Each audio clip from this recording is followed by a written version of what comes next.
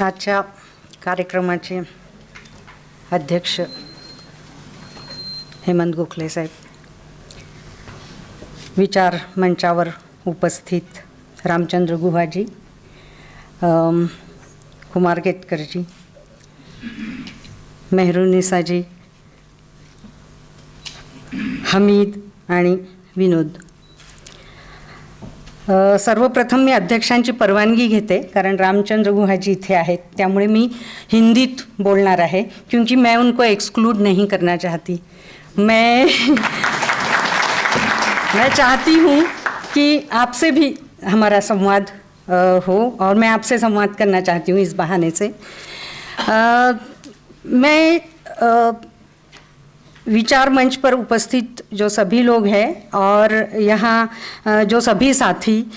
इस सभागृह में मौजूद है, भाई यहाँ मौजूद है जो हमारे सेनानी है सेक्युलरिज्म, समता और सामाजिक न्याय की लड़ाई में, तो भाई यहाँ है और वो हमारे सेनानी है, इसका मुझे बहुत अभिमान है। आज जो साधना प्रकाशन की ओर से ये दो महत्वपूर्ण किताबें प्रकाशित होने जा रही हैं, मैं ये समझती हूँ कि मुझे ज़्यादा वक्त नहीं लेना है क्योंकि बाकी जो महत्वपूर्ण वक्ता है यहाँ, इसलिए मैं कहीं बह नहीं जाऊँ, इसलिए कुछ पॉइंट्स, हाँ 10 मिनट का वक्त मुझे विनोद जी दे रहे हैं और मैं उनकी टीम से हूँ इसलिए मैं उनका आदेश पालन करूँगी। मैं कुछ मुद्दे रखना चाहती हूँ और इधर उधर नहीं जाऊँ, इसलिए मैं पढ़ती हूँ उनको। ये जो है कि आज साधना प्रकाशन की ओर से जो दो महत्वपूर्ण किताबों का विमोचन हुआ है, उस विमोचन समारोह में मुझे बोलने का मौका मिला है, इसलिए मैं आभारी हूँ। मैं ये बात रखना चाहती हूँ कि साधना साप्ताहिक जो है एक सामाजिक राजनीतिक चेतना का केंद्र हमेशा रहा है साने गुरुजी के वक्त से, और मैं आपको ये बिल्कुल समझ में आएगा, दिखाई भी देगा कि साथी नरेंद्र दाभोलकर जी ने इस परंपरा को चलाए रखा और वो एक विचार मंथन का केंद्र हमेशा रहा, इसलिए इन किताबों का प्रकाशन उसकी एक कड़ी मैं मानती हूँ और इसको वो आगे ले जाने की जो विनोद जी और सभी साधना की टीम कोशिश कर रही है उसका भी मुझे बहुत अभिमान है। मुझे जब मुझसे कहा गया कि हमीद दलवाई जी की किताब पे मैं बात करूं यहाँ भारत में मुस्लिम राजनीति के बारे में, तो सबसे पहले मुद्दा ये मैं रखना चाहती हूँ कि हमीद दलवाई जी का विचार जो है वो आइसोलेशन में नहीं था, उसका एक कॉन्टेक्स्ट है और वो भी हमको समझना पड़ेगा जब हम हमीद दलवाई जी के विचार को समझना चाहते हैं। आज का जो दौर है उसका कॉन्टेक्स्ट अगर हम देखें तो आज का दौर उथल पुथल का दौर है और सिर्फ भारत में नहीं पूरी दुनिया में आज एक उथल पुथल और अस्वस्थता है, और ये पूरा संदर्भ अगर हम देखें तो उसमें हमें ये देखना पड़ेगा कि देखिए जो प्रागैतिक सोच है वो हाशिए पर जा रही है और आज हम देखते हैं कि अमेरिका में ट्रंप आ गए हैं और हमको पता है कि यहाँ कौन आ गए हैं और क्या कर रहे हैं, तो ये सारा संदर्भ जो है हमको देखना पड़ेगा इसमें। और भारत में मुस्लिम राजनीति ये जो किताब है इनकी, इसमें अगर हम देखें और उनके अन्य साहित्य को भी हम अगर देखें तो हमें ये दिखाई देता है कि मुस्लिम समाज में जो कट्टर विचार है उसकी बात रखते हुए हमें ये दिखाई देता है कि उसका गहराई से मंथन होने की बहुत ज़रूरत है और पूरे कट्टरता जो आज हम देख रहे हैं इस समाज में, भारत में भी और पूरी दुनिया में भी, उसका मंथन होने की ज़रूरत है।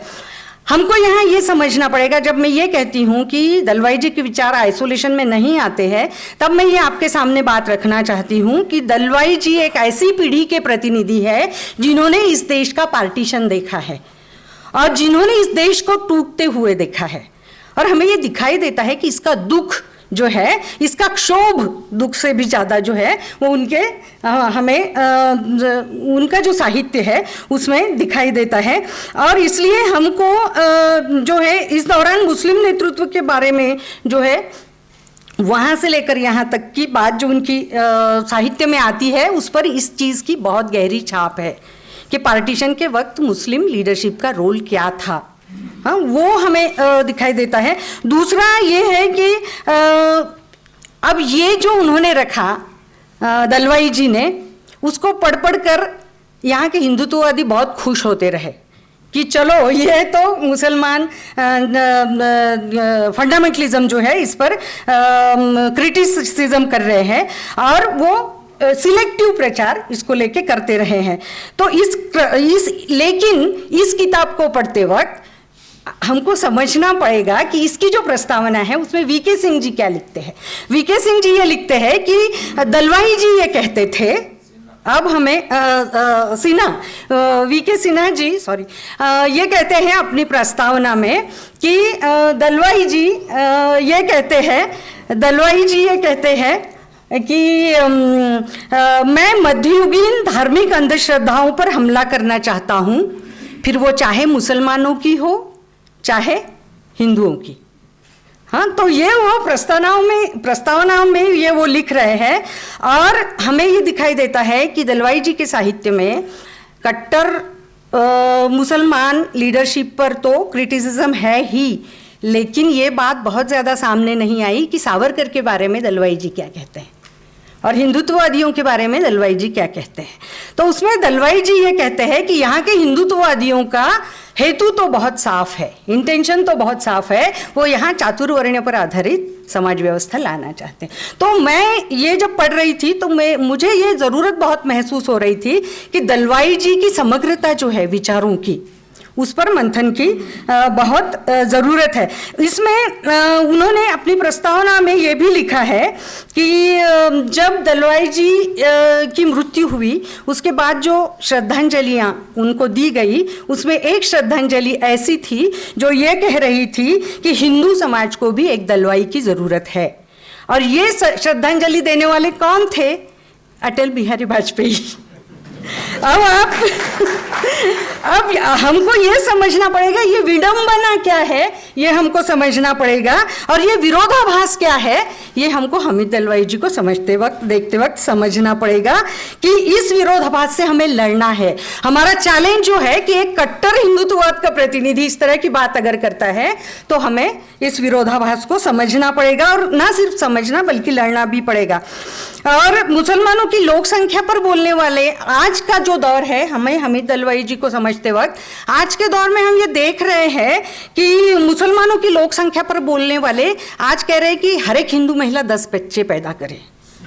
तो ये भी हमें पूरा कॉन्टेक्स्ट जो है वो देखना पड़ेगा। उनके वैचारिक साहित्य को लेकर हमें ये सांप्रदायिकता का जो चिंतन है उससे एक पूरे मुस्लिम समाज का जो चरित्र सामने आता है, वो मुस्लिम समुदाय के बारे में लोगों को लगता है कि एक सांप्रदायिक कटघरे में पूरे समाज को खड़ा किया गया है। लेकिन दलवाई जी जो कहते थे वो ये कहते हैं कि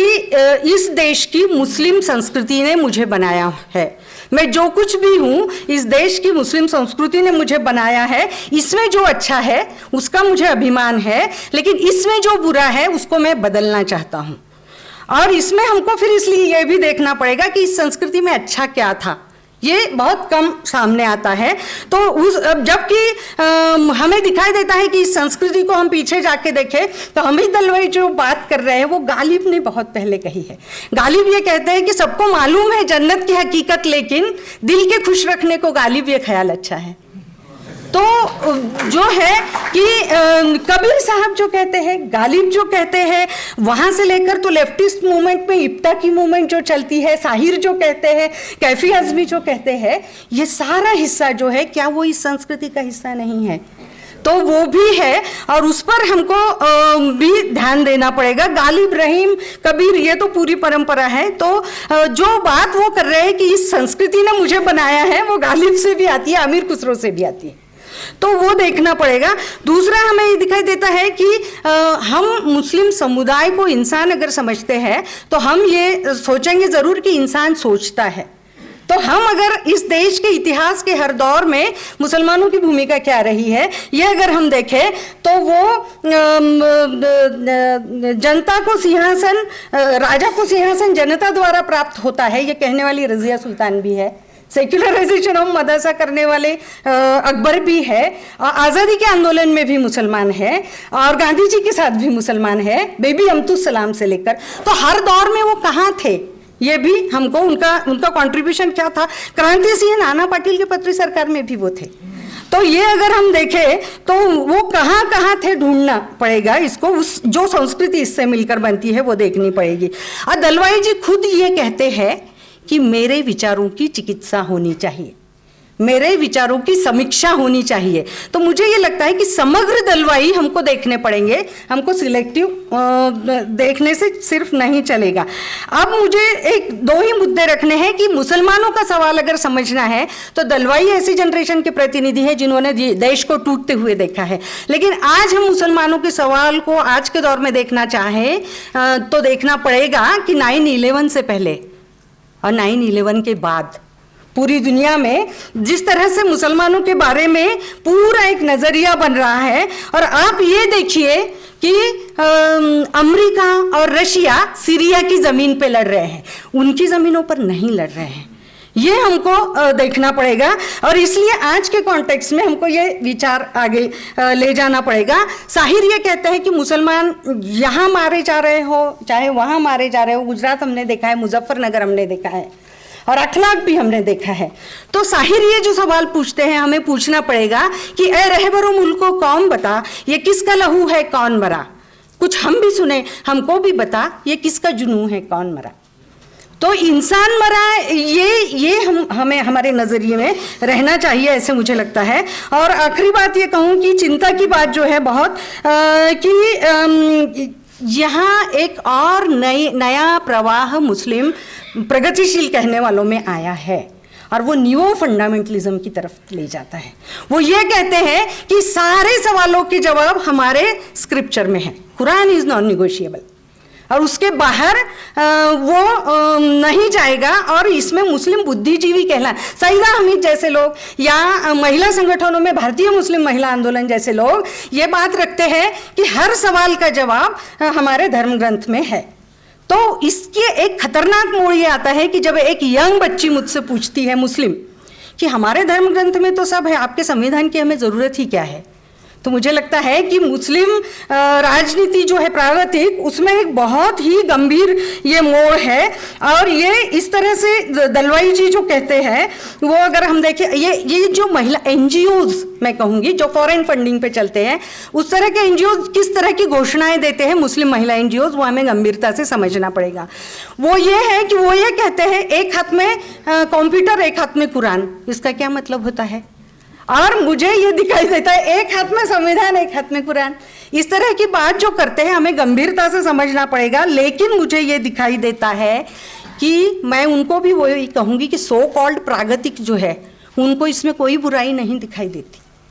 और जिनको हम साथी मानते रहे हैं सामाजिक परिवर्तन की लड़ाई में वो लोग भी सोचते हैं कि कुरान नॉन निगोशिएबल कह दिया, धर्म ग्रंथ के साथ जाने की बात कह दी तो क्या बुरा है, हम तो उनको लेजिटिमेसी देंगे। तब हमारे जैसे जो मुस्लिम कार्यकर्ता है जो सेक्युलरिज्म सोशल जस्टिस और इक्वालिटी के लिए लड़ना चाहते हैं वो लोग हम बहुत निराशा से ये कहते हैं कि आप भी ब्रूटस की तरह आप भी। तो ये हमारे आगे बहुत बड़ी चुनौती है कि आज ये और फिर दलवाई जी ने तब बहुत साफ तरीके से ये कहा है कि मुस्लिम प्रोग्रेसिव जो लोग कहलाते हैं सो कॉल्ड वो ये कहते हैं कि जमाते इस्लामी के हसन नदवी और मजलिस मशारत के डॉक्टर फरीदी एक ही प्लेटफॉर्म पे बैठते हैं, इसका मतलब क्या है हमको ये समझना पड़ेगा। क्योंकि आज वो ये कहने लगे हैं जमाते इस्लामी के साथ गए तो क्या बिगड़ता है, न्यू फंडामेंटलिस्ट के साथ गए तो क्या बिगड़ता है, मुसलमान महिलाएं बात तो कर रही है ना। तो हमें इस खतरे से बचना पड़ेगा ये मुझे लगता है। और दूसरा मुझे ये लगता है कि मुसलमान समाज के बारे में एक अच्छी शुरुआत इस प्लेटफॉर्म से हो सकती है मंथन की, विचारों के मंथन की। और मुझे लगता है मुस्लिम समाज के बारे में अगर सोचना है तो वो इस ह्यूमन सोसाइटी का मानव समाज का एक हिस्सा है, वो भी एक मानव समाज है, ये हमको देखना पड़ेगा। वो उससे हमसे अलग नहीं है, ये वो और हम इस तरह से ये विचार नहीं हो सकता, वो हमारा ही एक हिस्सा है, ऐसे सोचना पड़ेगा। गालिब साहब की बात पे खत्म करती हूँ। गालिब साहब ये कहते हैं कि हर एक बात पे कहते हो तुम कि तू क्या है, तुम्ही कहो की ये अंदाजी गुफ्तगू क्या है, हा काय संवादाचा मार्ग असू शकतो। आणि त्याच्यामुळे मला असं वाटतं, मुझे ये लगता है कि संवाद ये अगर शुरू करना है तो इस मंथन से करना पड़ेगा। और ये जो न्यू फंडामेंटलिज्म के खतरे हैं हमें उनको समझना पड़ेगा। यहाँ मैं मेरी बात खत्म।